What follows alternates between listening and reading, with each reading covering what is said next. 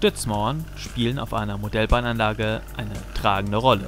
Wie ich an den Bau einer solchen herangegangen bin, seht ihr im Folgenden.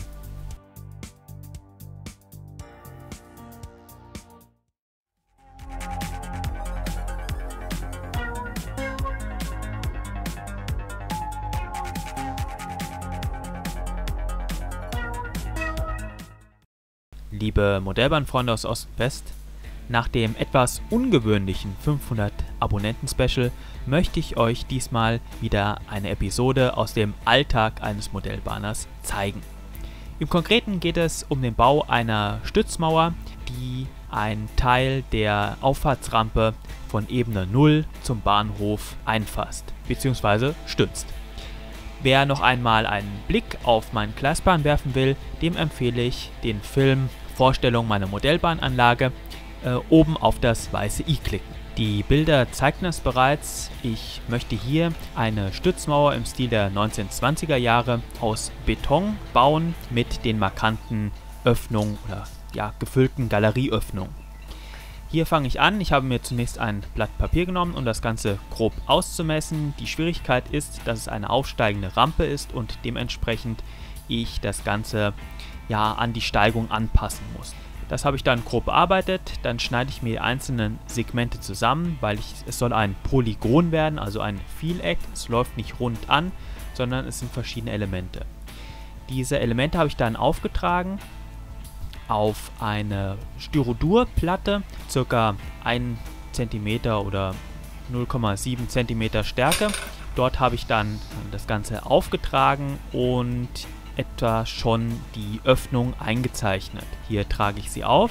Das Ganze ist recht planmäßig erfolgt. Ich habe das dann abgemessen und das auf die einzelnen Segmente immer wieder gleich angewendet. Hier sieht man, wie es aussehen soll.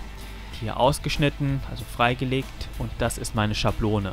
Danach habe ich mehrere Pappelemente ausgeschnitten und die werde ich jetzt hier zusammenkleben, doppelschichtig. Das dient dazu, damit ich ein wenig Tiefe in das Ganze reinbringe, damit die Arkaden, also die gefüllten Arkaden, besser aussehen und auch Schatten werfen, realistischer wirkt. Hier ist das Ganze dann zusammengebaut, von oben, und so wird es dann installiert.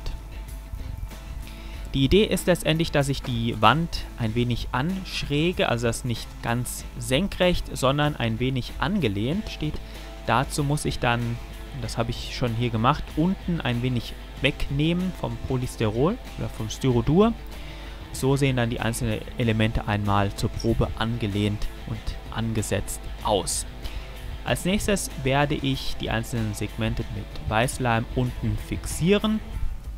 Das sieht dann so aus, und auch anschrägen. Muss ein wenig aufpassen, dass man die Schräge nicht zu stark, aber auch nicht zu schwach anbringt. Und wichtig ist, dass man den Lichtraum der Wagen gerade in Kurven einhält. Immer wieder ausprobieren. Dann habe ich oben aus Pappe einzelne Segmente ausgeschnitten und als Abdeckung oben aufgeklebt, hier beschwert. Und wir sehen hier an den Kanten die Öffnung, die habe ich zugeschmiert mit dem Fertigspachtel. Das Ganze dann ausgefüllt. Mit dem Material arbeite ich ganz gerne. Dann wird das Ganze grau grundiert. Ich habe den graue Acryllack oder die Acrylfarbe vermischt, schon mit Fertigspachtel ein wenig, um dieses Grobe gut nachempfinden zu können. Damit habe ich die verschiedenen Grautönen experimentiert. Das Ganze muss schmutzig sein, also nicht zu monochrom. Das ist die Grundfarbe, aber auch da schon recht experimentfreudig sein. Hier habe ich natürlich schon die Farben aufgetragen, also etwas mit der Tupftechnik, verschiedene Grautöne. Und nun werde ich, was ich sehr schätze und was ich sehr mag, Salpeter-Ausblühung auftragen. Also wir sehen es immer, wenn in diesen Betonschichten durch Wasserauswaschung Mineralsalze rauskommen, und die werden dann meistens weiß oder beigefarben, und das Ganze versuche ich hier nachzuempfinden. Und ich finde, so auf die Distanz sieht es gar nicht so schlecht aus.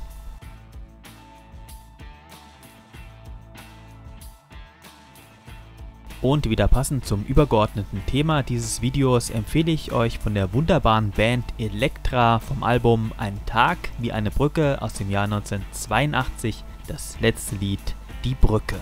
Viel Spaß!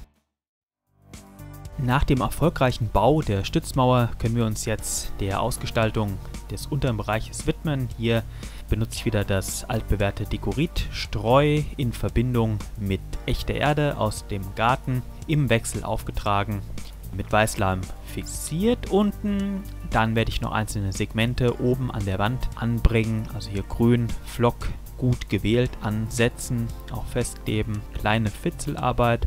Aber die kleinen Elemente, die machen es eben aus und wirklich die Begrünung ist dazu da, auch einzelne Lücken abzudecken.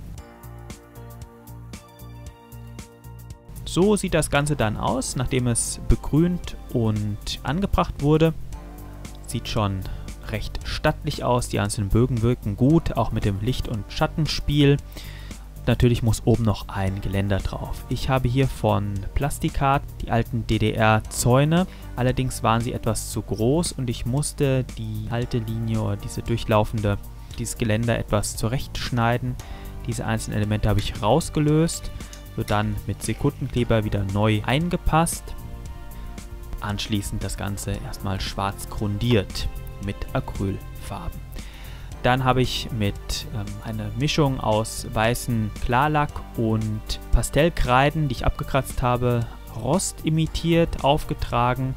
Das trocknet recht gut, transparent und der Effekt ist klasse. Da ich den Effekt herstellen wollte, dass der Rost unten an den Ansätzen des Zaunes zu sehen ist, habe ich eine Mischung angesetzt und unten punktiert und den Rost ein wenig ausgebaut. So sieht der Zaun dann aus. Schön verrostet. Die ersten Züge können an der Galerie vorbei rollen.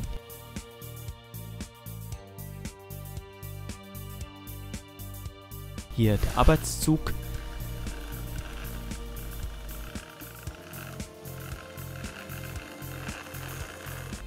Und hier oben schon die ersten Züge aus der Volksrepublik Ungarn. Die Galerie in ihrer ganzen Pracht zu sehen. Schön verrostet das Geländer. Die Salpeter-Ausblühung zeigen auch schon das Alter der Galerien an, beziehungsweise der Stützmauer, und auch ordentlich Grün, was dort wächst und blüht. Insgesamt recht einfach zu bewerkstelligen, nur Pappe, Styrodur, Farbe und ein wenig Geländer, was hier angebracht wurde. Der Effekt ist großartig, leicht nachzumachen, also probiert es doch aus. Ansonsten bedanke ich mich recht herzlich für eure Aufmerksamkeit. Ich hoffe, dieser kleine Film hat euch gefallen. Ich würde mich freuen, wenn ihr wieder kommentiert. Was bleibt mir zu sagen? Bis zum nächsten Mal, Glück auf und fahrt frei!